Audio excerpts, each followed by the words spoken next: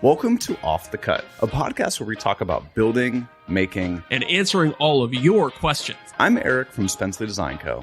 And I'm Zach from Zach Builds. If you have a question that you would like us to answer on air, you can send it to offthecutpodcast@gmail.com. You can find both of us on YouTube, Instagram, and unfortunately, because we have to keep up with kids, you can find us on TikTok too. All right, now let's get into the show. Good evening, everyone, and welcome to Off the Cut episode 52. We're up in Toronto today. What? I was confirming episode 52 because that's a full year. I think that's that's a monumental moment. Oh, my volume is messed up over here or something. Am I too quiet? I was like, no, you're good now. Okay, good. okay. We're up in Toronto. Today is known as Wednesday, February 15th, 2023. But here in Toronto, that's explicit already. Yep. Hey, you give me 1 week off, and dude, I'm gone. But here in Ohio, today is respectfully dedicated to the food of the day, gumdrops. Oh, okay. Finally, a food of the day I can get behind. They're delicious and nutritious. Yeah, I mean, so gumdrops are those like sugar balls that you decorate like a gingerbread house, right? Yeah, I think it's just like gelatin and sugar and a little bit of food coloring. Where does one purchase these? Like, do you just go to the food store? They have them there? Yeah. Do you have bulk barns down in the US? No.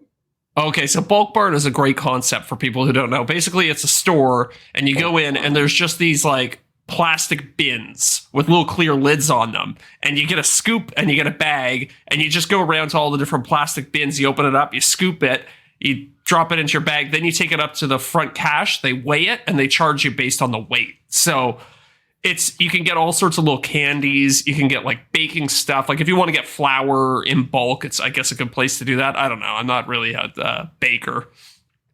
So I'm familiar with this concept where like maybe one or half of an aisle at our grocery store has this, but this is an entire store. Entire store. You buy everything in bulk. So probably I would say like a quarter of it is like baking stuff, and then the other 3/4 of it is just like different types of candy. Great store to go to before you go to the movie theater. Oh hell yeah, yeah! You just need to take a little Ziploc bag, a couple of scoops of each candy, you throw it in your girlfriend's purse. Yeah, exactly. Go. That's the best part about having a partner is just being able to utilize their purse to smuggle stuff into the movie theater. Oh yeah, I mean she has a purse specifically for movies. Oh, does she? Does she have like the big jumbo size purse? Oh, it's massive. It's like a duffel bag. Yeah, you get a 6-pack in there. You get a bunch of different types of candy, a couple bags of chips. Yeah, we've talked about this. I'm not going to a movie if I'm not bringing a 6-pack of beer. That's the best way to do a movie. Me and my friends, maybe I've talked about this on the podcast. We used to like smuggle in a 6-pack of beer, and then you wait for just the right scene in a movie to like crack it. So you wait for like a big explosion, and you crack your beer so that nobody around you can hear that you're cracking the beer. So, oh no, we're losing Eric. This is the first technical difficulties of the new platform. Am I back? Yeah, you're back now. Okay, I'm back. So I usually that was really weird. I checked my Wi-Fi and it went out for a hot second. Weird. Yeah, I was gonna say, oh no, StreamYard is going off again. But so I usually do it during the previews at the beginning, and so I'll wait for like some like big loud bang or something like that. Yeah, and exactly. Instantly when I crack it. Yeah. And then Miranda tries to pull it, and it's always like you think it's going to be a loud bang, and then it gets really quiet, and then you just hear. And she gets so embarrassed. Oops. But it is what it is. Sure is. Okay, so I feel like we got some housekeeping stuff to do. We also have some questions from the live chat. So what should we do first? I don't. Well, first off, let's anything I need to catch up with from last week. I wasn't here. Yeah, last week we had at least one new patron that I forgot to read because we had the guest. Yeah, we have a guest. Like it's really hard to get in the flow of announcing new patrons. So that's one thing we definitely have to do. Okay, well, let's knock out our new patrons first. Okay. So, first new patron, and he was giving me a hassle about it when I saw him last week. Oh. Jason Bent. Oh yeah. Not familiar. From Bent's Woodworking. Mhm. I think it's a new channel. Not familiar. No. He was giving me hell last week because I was with him most of last week, and he was like, I signed up to be a patron on your podcast, and you didn't help me out. Sorry, like, Jason. Well, I was like, well, how it happens is it's usually like a week delayed until we actually get the podcast out. So sorry, Jason. There you go. Oh, and he's got a podcast too. Oh, Green Suitors podcast. He does it with Sedge from Festool, and then Ronnie Fulton just joined on. Green Suitors podcast. Okay, I got that pulled up on my. I'll give that a listen. I got that pulled up on another window here. Yeah, it's pretty interesting. Awesome. He's only a $5 patron, so well, it's all right. He gets the one plug. If he wants the weekly plug, he's got to upgrade. Yeah, better than all these other freeloaders though. And then our other new patron is an apprentice, Bailey Thompson. Bailey Thompson. That's a strong name. Female or male? Bailey Thompson. I couldn't tell you. Okay, well, Bailey, write in and let us know. That way we can properly use the right pronoun or whatever. Yeah. Then we got a returning top tier patrons, our Cockers, Luke Schmidt, Derek Jennings at Pecan Tree Designs, Corey Duvall, Jason Price at Priceless Pro Designs, and Scott Eastman at Eastie's Woodshop. And Zach, I'll let you take the super top tier. Well, okay, so I was looking at our Patreon the other day, and did we lose our super top tier, or was he back? Had a little trouble with the IRS? I don't know. Patreon's weird. It's that thing like where if you check just on the right day, it's like where they try to bill people, but then some people get billed on one day and then some on the other. So yeah, when you do Patreon, you can basically decide, do you want to bill everybody on the first day of the month, or do you want to bill them on the day when they signed up? Like, so if you sign up on like the 16th of the month, then you get billed on the 16th of the month every time. Let's just call it like it is. Patreon is a crapshoot. Oh man, it is just the worst platform. We were talking in the Discord group. I have a good plug for the Discord group, by the way. We got some new channels up on the Discord group. We got the Dork Dungeon where we talk about all things computer related and DIY related. But some of the guys were asking me on the Discord group, what's up with the stickers and the T-shirts, and I was like, guys, I don't know. Yeah, no, somebody sent me a message about it, and so I guess our top tier is the Power Cocker, formerly known as Wes. Yes, and so the deal is with Patreon.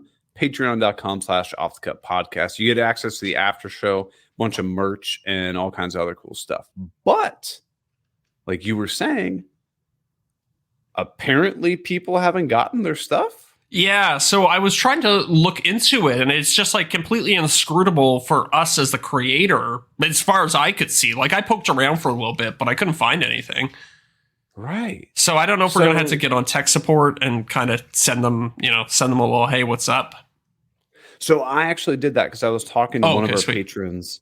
He was like, yeah, I never got my sticker or whatever. And I was like, oh, it's automatically fulfilled through Patreon. We don't touch any of it. Yeah. And he was like, yeah, I reached out to tech support and they said that you had to do something. And I'm like, oh, huh?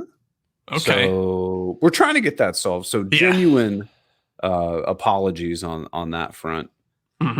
It's supposed to be a plug and play. Like we just set it up, click a button, then we don't touch it. That's what we pay a large percentage of the Patreon money for, and it's not working. So technology is wonderful for that.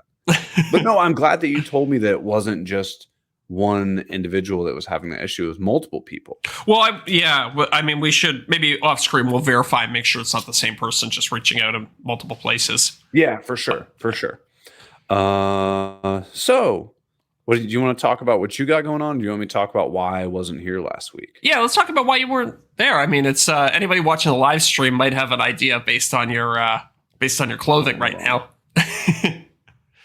They're not. There you go. No free product placements. No free product placement here. So, last week, Tuesday, we went to go see Adam Sandler, which was killer. So that was going to be we typically do the podcast on Tuesday nights. Went to go see Adam Sandler live. And then Wednesday, I got invited to the Festool launch event thing over in Indiana. So that was probably 50-ish like makers.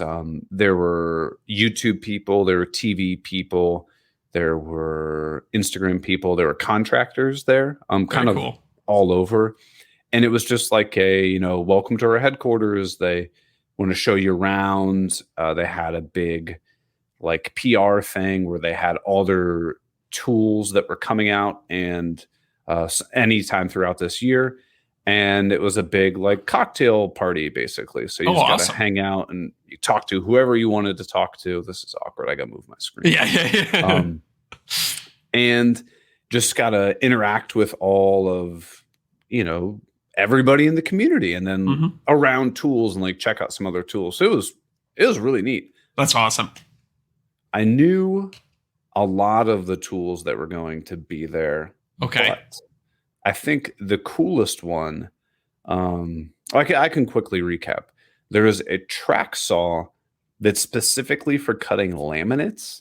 Oh, more so like if you ever cut melamine, and no matter what you do, it always chips out. Chips out like crazy. A little piece of tape I find helps. If you put like a little bit of painter's tape over your cut line, that definitely helps. But so this one it's like their standard track saw, but then it has a small, probably like 1.5-inch blade on the front of it that also rotates, but the opposite direction. So the track saw blade cuts upward, right? And then this little teeny tiny blade in front cuts downward. So it basically scores the top edge. Yeah. And I'm telling you, dude, it is razor sharp. There is zero tear out. Wow. That's awesome. So, I mean, I don't really use melamine, so it would be nothing I would ever purchase. Yeah, maybe a veneer plywood or something, though. Probably help with that, too, I would imagine, right? So there was, what was the other thing they did? New drill bits. Nobody really gives a damn about that. It seemed like there was some more cordless stuff, right? Yeah. So they're like miniature, like cabinetry drill. They used to have on its own like proprietary battery system that didn't work with any of the other stuff. They updated that, made them smaller, and now it works on their 18-volt line, which is pretty cool. Yeah. Do you get the sense that they're doing more of a, because I saw two things out of because I saw everybody's stuff on Instagram. Seemed like a nice they made meeting. Us post it today. Seems like a nice meet and greet to meet other people, and then seemed like there was a little bit of a push on their cordless tools. That's the impression that I got anyway. So do you think that they're trying to make more of a push into cordless tools, or is that just maybe some bad info that I misinterpreted? I'm not sure how much I'm supposed to share, but okay. I'll just say yeah. Okay. Absolutely yes. Okay. Based on what I saw other people posting and Festool posting, it seemed that way. So I think it's kind of, it's kind of in the zeitgeist. It's out there. Right. And there are some people that I was able to talk to there, and they're like, oh yeah, X tool is going to be coming in like 3 or 4 years from now. And we're like, oh, okay. So that was pretty cool. They think that far out, 3-4 years? Oh, yeah. Wow, crazy. That was pretty wild. There's a new track saw corded one that's like slightly bigger than the TS55. It's called TS60. More depth? Right, more depth. Yeah. Okay. Really, honestly, one of the things that blew me away was the cordless table saw. Did you see any videos of that today? No, I didn't. So it packs up in a sustainer. Oh, ooh, cool. Okay, hold on. Let me see. I'm going to look this up. Yeah, keep talking now. It has a computer screen on it. So if you want the blade set at, say, like 1.25 inches, you type in 1.25 inches, and the blade just goes zoop, Goes No way. That's perfectly to that cool. height. And then you can say like what angle you want the blade on. And again, if you want it on Wow. 46 degrees, it goes zoop. Wow. It's wild. And you I can have like wonder presets and stuff. I wonder if you have to like calibrate it every once in a while. But Yeah, I don't that's know. awesome. Oh, that would be so handy for the job site. Yeah. Looks like it runs on two of their 18-volt batteries. Yep. Two of their batteries. Very cool. And it also has like a slider table so you can do crosscuts and stuff. It's honestly, it's genius. So I think that's a great. Well, okay. Anything else you want to talk about from the Festool event? Because I think we have a question from the YouTube live stream that would segue nicely into. See, they basically, for what I can tell, it's a pair of IsoTunes headphones that they just branded Festool. There might be something slightly different. You know what? I this reminds me. I had a set of those IsoTunes headphones. Oh, I want to hear your feedback. I didn't like them. Okay, I've never used them.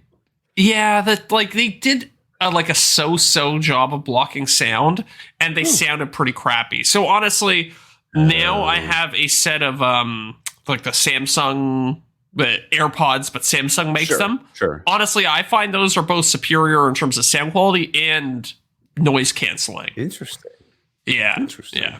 Okay. But maybe the Festool ones are better. Maybe Festool put a little secret sauce on Who them. knows? Yeah. Who knows? Yeah, I wasn't able to get them to say if it's the same or not, but it looked the same. But I can't tell you. Okay. Usually that's a good indicator. Saw. Oh. Do you see that recip Really? saw? No. Recip saw that when that you up, hold too. it doesn't feel like you're getting hit by a truck. Like it Oh, doesn't that's a big vibrate you feature. like crazy. How does it? How does it counteract it? Oh, it's got dust extraction too. Yeah, I like guess that. the guy said it's got some kind of like suspension system thingy in it. I don't know. But it was Cool. like you could hold it with one hand and it just didn't make you go like, Yeah. crunch your teeth together.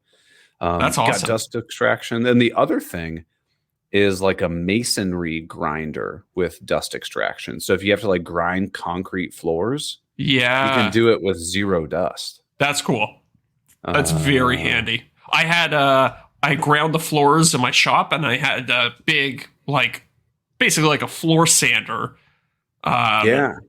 That I used to grind the floors, and even that hooked up with a shop vac directly to it, it still made a ton of dust. Like I can imagine.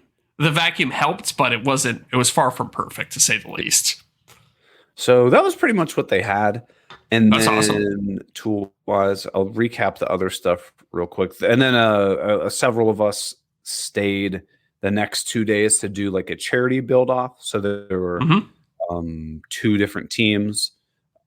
I wrote people's names down because I was going to forget it. So it was my team. I saw that. Me, Eric Gorgeous from Craftsman's Legacy, Annette from 513 Woodworks, Jess Crow from Crow Creek Designs, Ronnie Fulton from Fulton Fine Furnishings, Dusty from Dusty Lumber Co. He's up by you.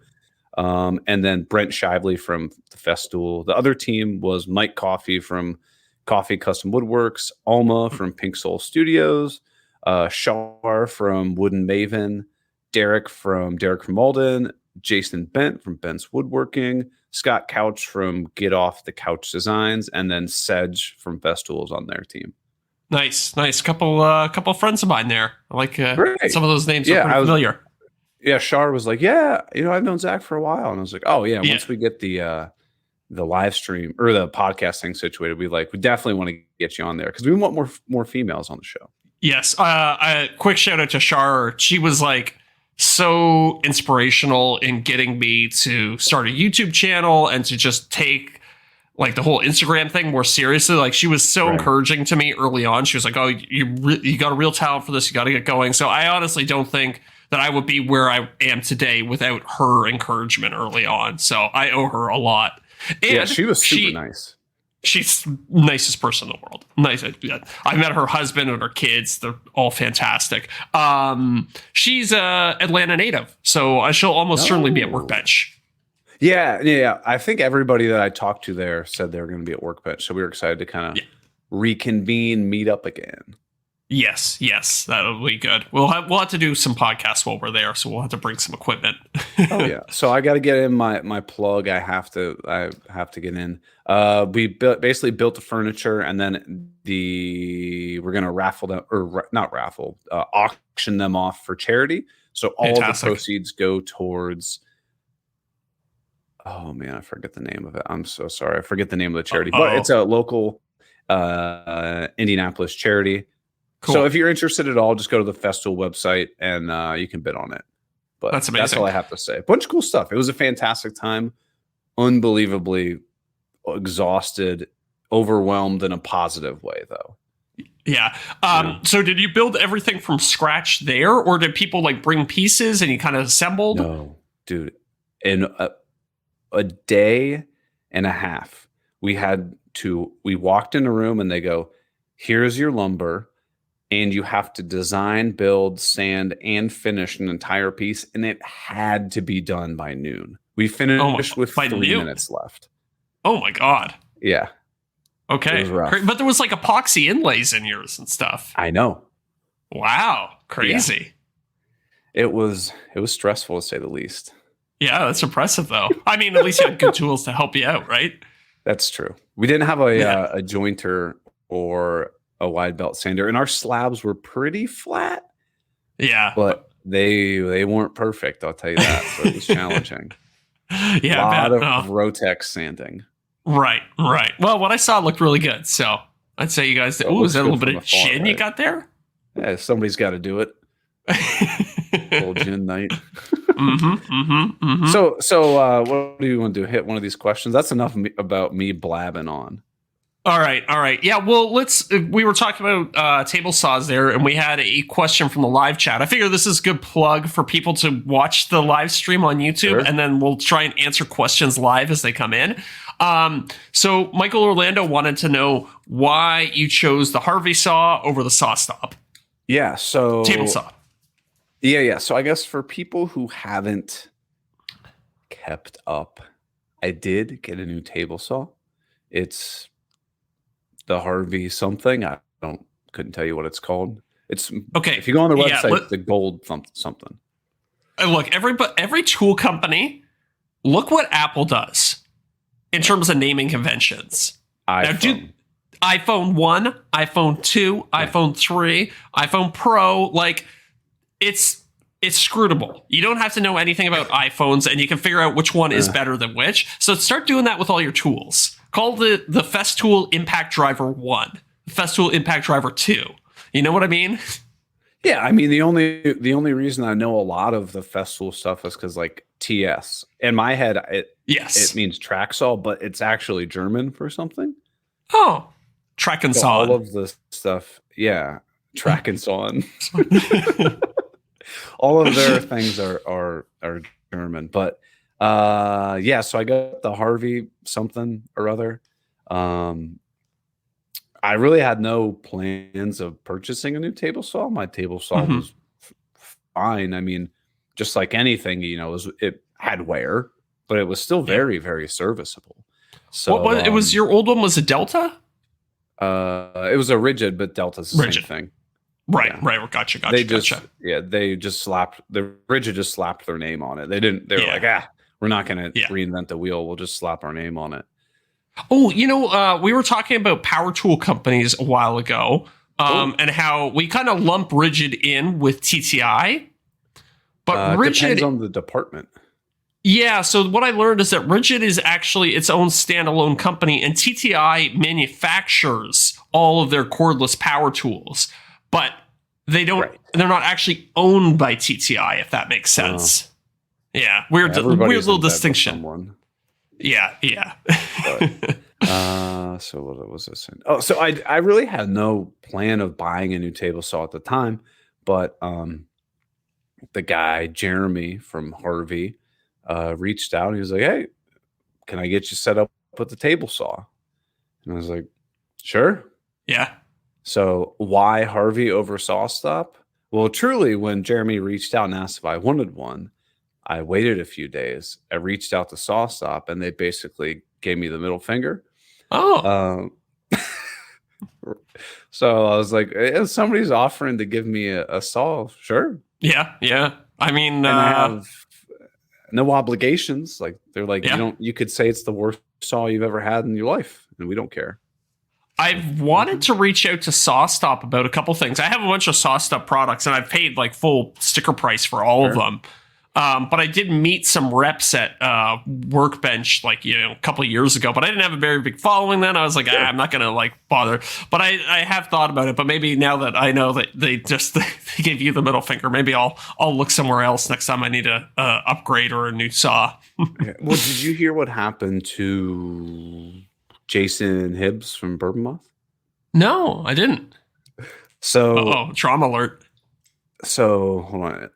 And I could be misspeaking on this story, but it Yeah. was something along the lines of he reached out to them and was like, "Hey, would you be willing me to would you be willing to send me a whole setup and it just, exchange for like product placement or whatever?" And a channel his size, that's more than generous of an offer. Yeah. Yeah. They were Hmm. like, "No." So then he was like, "Well, F it. I'm just going to go out and buy one myself because I need a new Mhm. saw." Mhm. After he got one, then they were like, "Hey, we'd be interested in doing some promotional stuff with you." And he's like, "Well, why don't you just refund the price of my saw? Because I bought one." And they go, Yeah. "Oh, you bought one? Never mind." Wow. It's like, whoa. So basically, they once I guess to summarize, he bought a saw, so they're not worried about it anymore because they're Right. like, "Oh, I'm going to get free promotion out of you, and I don't have to do anything." So that's why his saw says Harbor Freight on it. That's He always funny. is like, "I was using my Harbor Freight saw." No. The short answer is Harvey was nice. They were like, "Hey, would you like a saw? No strings attached. I don't owe them anything. I don't have to do anything. They Yeah. just wanted to support me." I was like, "Sure." Yeah, that makes sense. That's that totally checks out. That's probably it's funny when you're a content creator. It's like there might be some saw that's like 5% better, but then another company's like, "Do you want this one for free?" You're like, "Yeah, sure. I'll take the free one." Especially if I have no obligations, like I don't have to make Yeah. any videos. I don't have Yeah. to post anything. I don't have to tag them in anything. Yeah. I will take That's that why all day. I'm kind of surprised that Jason reached out to SawStop and asked for a saw because I feel like he must be making a ton of money. Like to even have like to have the obligation of having to do something in order to get a saw is probably not worth it for him. But who knows? I don't know his business model. Yeah, I mean, and you're probably just like me that for the most part, I would honestly, I'd rather just pay for my stuff than For sure. have the obligation of having to do all this nonsense and then feel like I can't speak my mind about something underperforming. Yeah. I'd rather just pay for it. As soon as it comes with a bunch of strings, then it's like, yeah, it's not worth it. If you have to talk highly, mention it by name once a month or something like that, or Not interested. yeah, make sure it gets featured in every video you post. It's like, nah, it's not worth it for me. I think that's the misconception that a lot of people have is that you and I just get paid buckets load of money for every other day to get a new tool and like we can get whatever we want. Yes. Not really. No. I don't have any. I don't have any recurring like setups where companies just like paying me to show their product in videos or anything like that. No. Trying to get that Rockler thing. Oh yeah. But I can't get in contact with them. Yeah, you ever watch people's videos and they're like, "And I use my Rockler dowling jig." Every time that they say a Rockler product, they get a set amount of money. Oh, that sounds nice. Yeah. Can you just make a video where you just say Rockler? Have it on repeat. Yeah, I think there's some Mr. Beats video where he counts from 1 to million. So you could have the video be like me saying Rockler a million times. Ooh.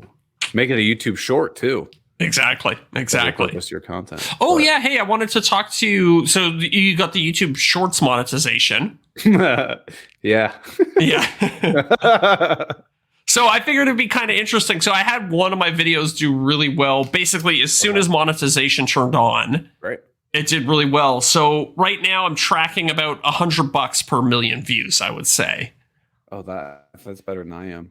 Oh, So really? I talked to, hold on, I'm going to pull it up. I was asking Keith Johnson. I'll share his. Sorry, Keith, if you get pissed off at this, but this is all data. Can I not replay it? Oh, I was going to show it to you. He had like $60 last month in YouTube Shorts. I had 3.3 million views. Yeah. How much money do you think I got? Are we talking? Okay, so this is the new monetization or the shorts bonus? The new monetization. Okay, new monetization, 3.5 million views. I'd say, I don't know, $280. $107.54. You know what? It is delayed a couple days though, so I think the views are real time, but the revenue is delayed. Maybe. Let me pull up, and keep in mind this is Canadian dollars, so 6 million views on one of my shorts. Nice. Yeah, one of the tool dying ones.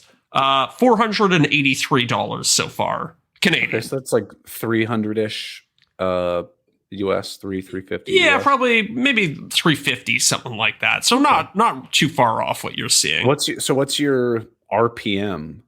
What, like 9 cents? That's good. Let's see. Oh, does it even say that for? Yeah, if you go on the YouTube Studio app and then go all the way over to the revenue tab and then scroll to video performance. 9 cents. 9 cents. Okay, 9 so cents. I'm at 3 cents.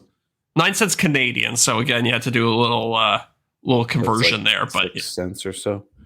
Yeah, it's interesting. So there's also a certain percentage of that comes from YouTube Premium.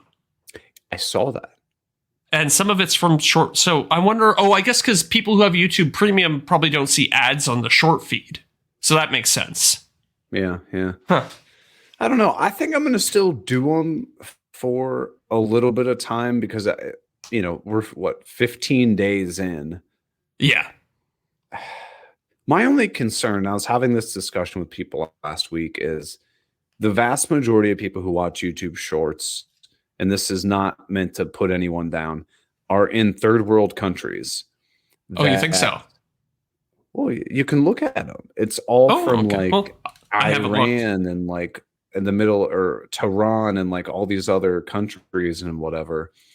And we're all concerned that if your audience is predominantly people from those geographies, and advertisers don't want to advertise to those people as much because they can't make as much money off of them, does that inherently mean that you and I are now going to artificially lower the amount of money that we're going to make out of our videos? No, it's just a theory. I wouldn't say so, because I think the way it works is that you get paid based on the view, right? So yes, you do earn less money for views in other countries. True. But a view in Iran doesn't exclude you from getting a view in the US, right? Valid. So yes, you are making less money for those other views, but it's in addition to the views that you were already getting. True. If you follow what I'm saying, like it doesn't dilute or preclude you from getting other views, essentially. What kind of, so if you look at the top geographies, because I'm looking mine, I don't even, so 48% of the views come from the United States, 7.5% from the UK, 5.2% from Canada, and then India is 5%, and then Germany's 4.6%. So it's nothing too crazy. I don't know if on the app I can do it by shorts. I don't know. I might have to do it on the computer. Okay. Well, this is riveting content for people at home. It's just me reading numbers. Yeah. But no, I think it's important for people to understand why creators are just blasting out YouTube Shorts. Yeah. Like, I don't want to watch them. I had many people email me like, I don't want to watch your shorts. I'm like, I don't want to watch them either. Really? I haven't had anybody say anything about my shorts. I mean, I guess you've been on the podcast saying that you don't want to do shorts, so maybe you have it out in the ether that you're not a fan of shorts, so that's why they're messaging you. It's possible. It's possible. But yeah, I don't know. I don't know. So that's what's going on. What's been going on in your world, Zach? Not too much. So this past weekend I was away. I did my annual ice fishing trip with my buddies. So that was a good time. I want to hear it. Come on. Tell me about this. Okay, so first of all, unseasonable. I'm sure it's the same in Ohio, but unseasonably warm for February. It was almost 70 today. Yeah, I don't know. Yeah, I can't do the conversion. It was like 16 degrees here, but I think that's probably pretty close to 70. Yeah, somewhere around. You like double and add 32 or something weird like that. I don't speak French. So the ice is very thin. So we rented this cabin right on a lake, and we phoned up the local like bait and tackle shop, and we're like, hey, what's a good lake around here to go out and do some ice fishing on? Like, you boys better be careful because ice is pretty thin this year. So we're like, what do you guys know? You're just a local bait and tackle shop. You don't know anything. Us city slickers are way more informed than you are. Yeah, so we start going out, and so we found this big bay that apparently has good fishing on it. We start walking out onto the ice, and it immediately, like, your foot just sinks like 3 or 4 inches in, and then water starts gushing up. Oh no. Yeah, so it was a little sketchy around the shore, but once we got further out, it started to harden up a little bit, and there was like 6 inches of ice, so that's enough that you can kind of stand on. So we were out there for probably 2-3 hours, something like that, drilled some holes, drank some beers, and caught 0 fish, which is pretty much par for the course with us. That's a successful fishing trip. Yeah, we only had one friend go through the ice a little bit. 2 friends. One of my buddies went out there, and close to the shore where the ice is the thinnest, his foot went through, so he dunked his foot. It got a little wet. And then we also, so my friend bought this tent that's like, it's basically got 8 pull strings on it, and you pull them, and the tent just sets up in seconds. It was pretty amazing. And it's a big, thick tent with no floor on it. So we tried to set that up so that we could, get a little break from the wind. And in the process of setting that, because we drilled the holes first thing, and then we set up the tent. And in the process of doing that, he foot down into the hole that we had just drilled. So that was a good time. But other than that, it was great. We did that for like 3 hours or something like that. Then we went back to the cottage we rented, had a big bonfire. So lots of fun.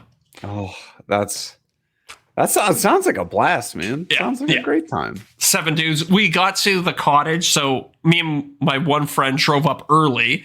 Yeah. We get to the cottage first, and we're looking around, and we're like, we do a little math, and we're like, there's 7 of us. There's 4 beds here. Some of these guys are going to have to sleep on the floor. So snuggle. Yeah, snuggle. So we did a little bit more searching, and we found this very hidden away hallway that led to 2 more bedrooms. Oh. But we, obviously being the first guys there with the information, we didn't share that with the rest of the group. Yeah. So we let them wait until the very last minute before so we basically told them all they were going to have to sleep on the floor. And then at the very last minute before they went to bed, we're like, we're just scrung with you guys. You got your beds for yourself. We thought about doing it on the second day, but we decided we didn't want to start the trip off with a bunch of bad blood. It makes sense. So let me ask you this question. Mm-hmm. You're going to this cottage with a group of guys. Yeah. How do you determine who gets each best room? First come, first serve, and the guy who booked it, which was me, gets the best room. Agreed. Yeah. Thank you. Yes. Whoever books it always gets the best room. That is the rule 100% of the time. And then it's first come, first serve. Yeah. Now, is there any other system? Oh, yeah. Yeah. That's why me and my one friend purposely drove up early. Right. Yeah. Right. No, if I go with people, somebody would be like, oh, I don't like, I got the crappy room last time. I was like, yeah, it's because you show up a day late every time we do this. Yeah, exactly. Well, it's not fair. And we got up there early, and then we went and did all the food and booze shopping for everybody. So if anybody complained, we would have thrown them out. You know what drives me nuts is when you do this kind of stuff, and there's always the one guy or the one couple who doesn't contribute any food or drink. Mm-hmm. Like ours is just like, hey, like usually like each couple, like, hey, we'll take care of dinner one night, you take care of breakfast and the Yeah. next night, and like, Yeah. and then you just throw all your drinks in the fridge and just you drink whatever. Yes. Yeah. But like you'll have some people that literally just freeload off everybody. They don't bring any food or any drinks. And you're like, Yeah. who are you people? And also the golden rule of if you cook, then you don't have to clean. Right. I hate these people who like they'll sit there, watch you cook a meal, and then they like at the end of the night they won't start clearing plates and putting garbage away and stuff like that. They'll just lay out on the couch or so. Bad manners. Don't be like those people, everybody. Don't be those people. Yeah. Don't be those people. Ugh. Oh, yeah. But you guys had a good time. Oh, we had a great time. It's, you know, you need a good group of guy friends in life. I hang out with these guys and we just laugh until our sides hurt. We rip on each other. Right. You know, we play pranks on each other. Oh, I should also mention, do you know the game? You like a good drinking game, right? Yeah. I've been known to partake. To partake, because we have a particularly good drinking game that I think the listeners need to know about. So well, first, tell me the name and then I'll try to guess what it is. Oh, we don't really have, there's not really a name for it. So are you familiar with the children's game, Crocodile Dentist? Crocodile Dentist. I don't know. Maybe. It's like a big plastic crocodile that's got a bunch of teeth. And you press the teeth in one at a time. And if you press the wrong tooth, it snaps down on your finger. Son of a gun. No, I've never seen this. This looks nice though. Yeah. So my buddy bought one of those, and basically you just take turns pressing down teeth, and if it snaps down on your finger, then you have to take a shot. Oh, so it looks like there are 1, 2, 3, 4, 5, 6, 7, 8, 9, 10, 11, 12, 13, 14, about 15 teeth. Yeah, something like that. And so here's the rub too, is that you don't just have to press one tooth. So the optimal situation, so say we're just down to 3 teeth left. Okay. It's my turn, and you have the next turn. I can press one tooth down, and then if I want, I can then choose to press, I can gamble. I can choose to press another tooth, which then puts you in, assuming I don't trigger it, then puts you in a situation where you have to take that last shot. So, wow. once you've had 5 or 6 shots, you start getting pretty cocky. You start pressing down like 10 teeth at once. Ooh. Yeah, so, but this has to be a pretty quick game. Yeah, I mean, you play with a big ball of booze. It takes a while. Okay. Yeah. But I guess what I'm saying is that does it go like me? I hit a tooth, nothing. Zach, you hit a tooth, nothing. Next person hit a tooth, nothing. So like somebody could be taking a drink like every 30 secones. Oh yeah, 100%. 100%. It can go really quickly. You can get 4 or 5 shots under your belt in not much time at all. Oh, this is what I'm saying. Like this could be dangerous. Yes. Yeah. It's a very dangerous game. Yeah. Please drink responsibly. Yes, everybody listening to the sound of my voice, do not overindulge in alcohol. It's only $9 at Target. Exactly. It's genius in its simplicity. It's a lot of fun. Okay. Crocodile Dentist.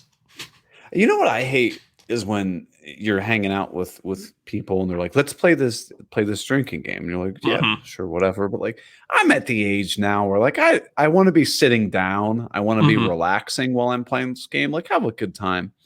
And somebody comes up with this whole boatload of asinine rules. Right. So you're like, I'm going to need a referee to judge this. Like, can't we just make it simple? Yeah, can't we just... The nice thing about this game is that it's brutally simple.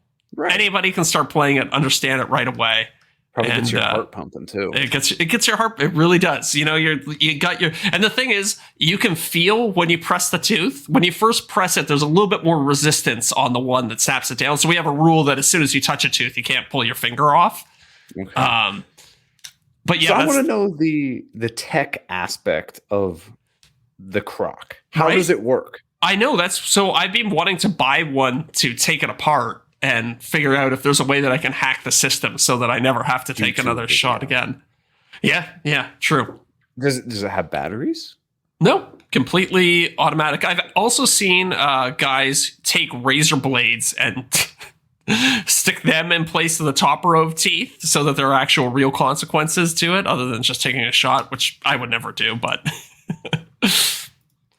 Okay. So it looks like it has some sort of a geared mechanism oh, did you find it? inside it. Yeah, I found a whole. Oh, it's a YouTube video. I'm not watching that right now. Oh yeah, look at that. See, this is the thing. I'm gonna have to figure out the algorithm for it. There's That's what got to I'm be a way saying. you can cheat it. There's got to be a way you can cheat it. So like, oh, after it hits tooth 13, it always goes to tooth 7 after that, or something. like Yeah, that. yeah, exactly. From my 5-second thing that I've seen here, it appears that there's some sort of wheel that has some gaps in it. Mm-hmm. And as you press down teeth, it basically spins the wheel. Oh. And so like every so many like cogs on this gear, then it has like an open one, and that's when the thing falls. Oh, okay. So it actually changes. Okay. So I was under the impression that there was always one tooth that could potentially do it. But it seems like it's what just a yours. series of taps. Ah, interesting. Interesting. So hypothetically, you could just hit the same tooth every single time, and it would just be like, how many times did you hit that tooth before Right. Crocodile came out? Right. It's interesting because you play the game enough and you start to get your superstitions. You're like, oh, I had a tooth that I called Old Faithful that I would always press that never triggered it on me. So, but I that could was be just dumb completely luck. wrong. Well, I don't know. I'm looking at a photo here too, and it looks like you're right. That's funny. I don't know. I guess so. There's like trivia that goes with this or something. Oh, How are really? you actually supposed to play the Crocodile game? I don't know, dude. I think it's just like the pain of it snapping down on your finger is supposed to be the like pain for losing. Oh. I For don't a know, the hot stakes. second, I definitely thought you were going to be talking about Hungry Hungry Hippos. No, I don't know how you'd make a drinking game out of Hungry Hungry Hippos, but I'd love to see somebody try. Maybe there's like different color balls that if you get a specific color, like if you get the purple marble, you have to drink or something like that, or you get a handout the drink to somebody, or Hand out the drink. Yeah, that would be good. Yeah, because otherwise, if you got the purple marble, you could just not play, and then you could not have to take any shots. this could be a good game at Workbench Con. We get one of these crocodile dentists Could and be. just go around and be like, "You want to press a tooth?" People will be Just like, go- "Yeah, what for?" Yeah, just go around with a 2-6 and a crocodile dentist, and we can make some friends. Oh, there's something I just found out about a couple days ago that I want to tell you about. Have What's you that? heard of this guy? I know you're a tech guy, so I thought Mhm. you'd think this is pretty gnarly. Have you heard of something called? Well, the brand I know is called Dot. Dot? No, I don't think so. Okay, so the concept of it is you can get like a card, or what Mhm. I got is this little sticker. It's like the size of like a I guess you'd call them loonies. Yeah, It's like the yeah. size of a loony. And it's a RFID thing. Oh, So you can okay. put it on like the back of your phone or like between your phone and your phone case. So Right. if we meet somebody at Workbench Con, they're like, "Oh, like what's your Instagram? What's your YouTube or whatever?" I can just put my phone close to theirs, and now that I have that dot RFID thing, it'll instantly pull up like a landing page where it'll be like Eric Spenceley, all of my different social media handles, like my email, whatever Okay, contact okay. information I want to give them. Dude, it Oh, was that's really cool. $20, no So- monthly fee. Is it just DOT? DOT, yeah, I think it's what's called. Oh, that's I the just ordered least. That's the least searchable do dot card. dot card. It's There we go. dotcards.net. Oh, okay. I'm for sure getting one of those. So it's funny. I was actually hanging out with my uncle yesterday, and he was telling me about this guy he met, and he said he had a business card that did something similar. It's like he just tapped his business card on my phone, and it. So I wonder if this is the same thing. Do you think it's thin enough that you could put in a card? So if you go to on the website, if you go to shop, Oh, they have yeah. They an have actual cards. card. Then they Oh, have the sick. classic, which is this like kind of like rounded that it's more geared towards like restaurants. You could put it on the table to pull up the Yeah. menu. But then Oh, that's I got the awesome. dot thin, which Okay. is thin Just a enough to put sticker. between your phone and your phone case, so like you'll never lose it. So cool. It's I'm getting a bunch of $20, these. dude. I'm going to get a dot thin. I'm going to get a dot card. Might You even can throw get some. a package, like a bundle. Oh, yeah. Yeah, you can. Look at that. Dude, that is so cool. Yeah. Well, thank you for letting me know about that. Oh, Yeah. for sure. Because I got stickers and stuff, and I'm like, this is gonna be way easier where you meet somebody and they're like, so I noticed it this last week. Well, you're like, oh yeah, oh you're on YouTube. I had no idea you had a YouTube channel. I saw you on Instagram. And I'm like, Yeah. oh, what's your channel? And I'm like, there's got to be a better way to do this. Yeah. So how does it work when they scan it on their phone? Yeah. Does it take you to? Are you familiar with like Linktree, where it's like a website with a bunch of links? Is it something like that? Yeah, it's effectively like a link tree. I think if you go on Okay. their home page, you can kind of see what it looks like. But you can totally like customize the look of it. So yeah, it'd basically be like pull up it'd be like Zach, and it'd be like YouTube, Instagram, TikTok, Facebook, Very cool. email address, any other links that you want to put in there. And then if somebody just wants to download your contact, like save it in their phone, you just hit save contact. Boom, it'll have all the info. Cool. Now, is there potential to prank somebody with this? Like, could you get one of these dots assigned to some horrible website and then tap it to their phone and boom, all of a sudden it pulls up some horrible images on their phone? So, yes. However, okay, taking notes what over I've here. seen is like if you have your phone and then like you touch it to the back, like a pop-up will come up on your phone that says like RFID chip, and then you have to like click on it to go to whatever the website that the thing is linked to. It doesn't just like instantly pull up. And then how does it not trigger your phone? I don't know. Okay. I think maybe because it's always next to your phone. Yeah, just like I wonder if the first time you apply it, it maybe comes up, but then after that, it's just always there, so it doesn't read it. Yeah, I don't know how the interesting to see. technology works. Cool. Well, I thought it was pretty cool. I figured for $20, dude, yeah, even if I only use it at Workbench Con, it's worth it. Yeah, definitely.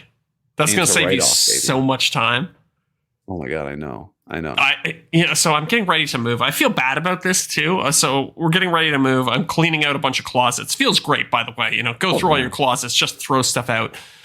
I opened up this drawer in my toolbox and I found, and I kid you not, it was a pile of stickers this tall.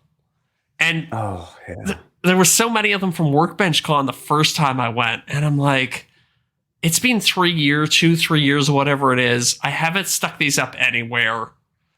I don't want to move them. I just tossed them all out. I know. So I think maybe when we're at work, we should be a little discriminate. Like, do you actually want this sticker when we give them? Oh, like when we get back to the room at night? Oh, yeah. To be honest with you, yeah, I don't put stickers anywhere. I just think it's an eyesore. I know. I like people who have like there was some like people do like a sticker wall in their shop and stuff like that, which I think is kind of cool. It's a nice gesture, but I just never got around to doing it. And I'm kind of a little bit of a neat freak, as you probably know. So I'm the same way. I like things simple and yeah. It's a nightmare. So you mentioned talking about what time we got. Oh, we got 5 minutes. We got 5 minutes left. All right. Well, did we want to answer, or did I already answer this? Yeah, you already. Orlando wanted to know, how is Festool's new track saw? Yeah. Should I cover that real quick, or did I did you? That? Well, you told me it was pretty awesome, so I think so. Well, you talked about the one for cutting laminate. You didn't talk about the TS60. So the TS60, hate to say it, it's literally the exact same thing as the TS55. Okay. Other than the blade's a little bigger. 5 millimeters extra depth, I'm guessing, based on the name. Right. Yeah. So that's cool. That's it. 60 millimeters is 2 inches, I think, right? Pretty close to. See, I'm the Canadian in this conversation. I should know. It's I think it's like 2 3/8 or 2 1/4 inch depth. They made it so you can cut through an LVL beam. Oh, that's cool. LVL beam in miter, I would think, or Yeah, okay, because LVL is 1 7/8, I think. Right, because it's a inch and a half, and then just under it's like 23, or it's what, like 13, 30 seconds thick on each side with a plywood or something weird like that. Right, right. Gotcha. Yeah, What's it's just under 2 inches. what's the price point on the new TS60? It's gonna hurt. Uh, I don't think it's announced. Oh, they don't even have. It's that new, eh? They don't even have it Yeah. released yet. Most of the tools, they didn't even know when they're going to come out.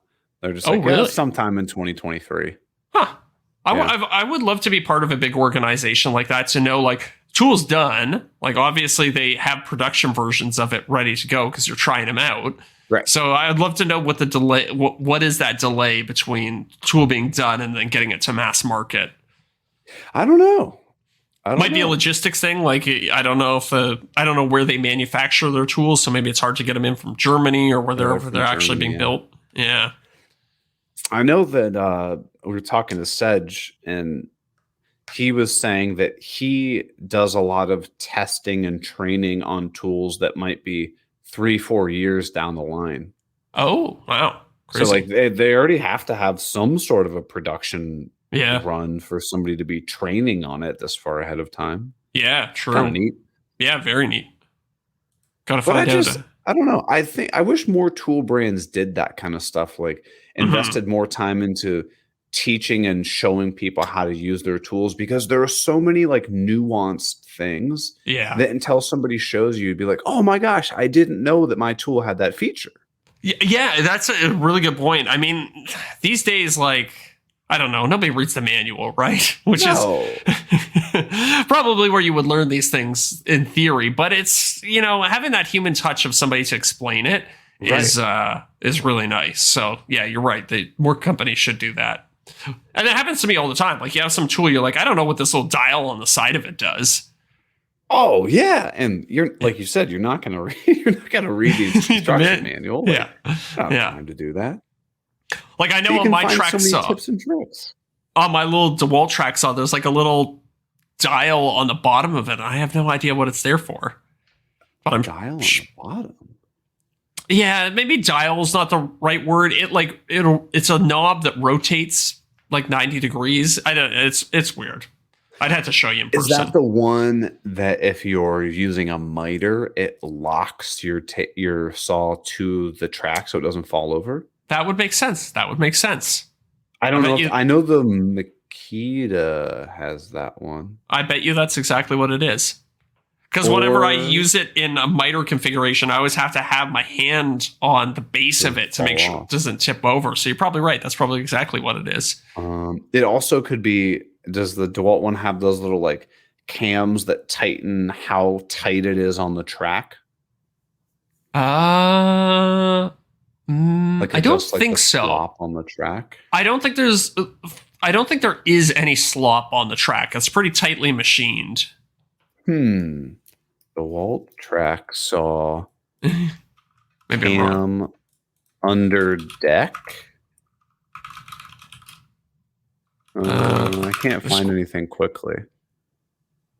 Anyways, but the point is, this happens on basically every tool you have. There's some sort of setting on it, and you're not sure exactly what it does. Right. You know what I still just baffles me? What's that? Micro adjusting a plunge router. Okay. So like you plunge it, right? And then you have the little stick that you can like tighten down with the turrets and stuff. But then you can like micro adjust it. And I always mess up the order of operations. Yeah, me too. So that I'm like, damn it, now this is, you know, I'm not going to be able to go 128 up. Yeah. My drill press has the same thing, and I do it all the time. Well, that makes me feel better. Yeah. Oh, it drives me nuts. It's one of those things, like, I'm sure if I used it every day, I would remember, but it's a tool that I bring out, like, once every 3 months. I'm like, how does this damn thing work again? Right. Yeah. Dude, you know what I just finally used for the first time that I got like months ago? What? Is that Festool router. Oh, yeah. That's probably pretty nice, eh? it feels nice, but so the reason I wanted it was because everybody's like the dust collection's crazy. I'm like, oh, it's Oh, an effing router, man. Like you yeah, can't make that big of a difference, right? yeah.